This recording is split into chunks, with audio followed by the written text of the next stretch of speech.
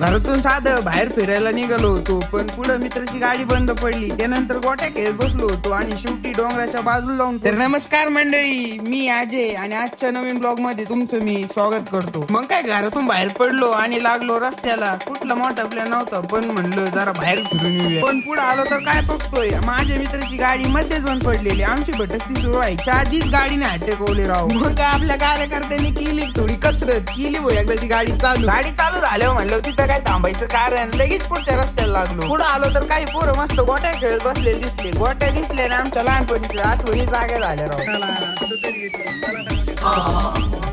मग काय, त्यांना आम्ही पण म्हणलं भावांनो आम्हाला पण गोट्या खेळू द्या. कोणाची गुटी कुठे जाते, कोणाचा निशाणा चुकतोय, पण मस्ती मात्र एक नंबर झाली राव. मग काय, पोरांसोबत थोडं वेळ खेळू आणि केला त्यांना टाटा आणि निघलो आमच्या रस्त्याला. आणि चालता चालता आलो डोंगराच्या बाजूला. डोंगराच्या बाजूला म्हणजे आमच्या अमरधाम. आता बाकीच्या ठिकाणी ना डोंगराच्या बाजूला आहे ना मस्त असं निसर्ग असं एकदम रम्य वातावरण असं, तर आमच्या बाजूला डायरेक्ट अमरधाम. आता जरी अमरधाम जरी असलं ना, पाऊस नुकताच झालेला होता आणि सगळीकडे नुसतं हिरवळ आणि वातावरण एकदम गार झालेलं होतं. इथं आल्यावर पण वातावरणाने घेतली आपली फिरकी. पाऊस हवा सुरू झाली, पण मग काय आपण पण कमी नाही. डायरेक्ट छत्री नाही तर डायरेक्ट शर्टच आपला रेनकोट. आणि त्यात आपल्या कार्यकर्त्याच्या हातात आलं लॉलीपॉप आणि त्याने दिलं मला. आता मी खायचं सोडून आहे नका जाहिरात करायला लागलो.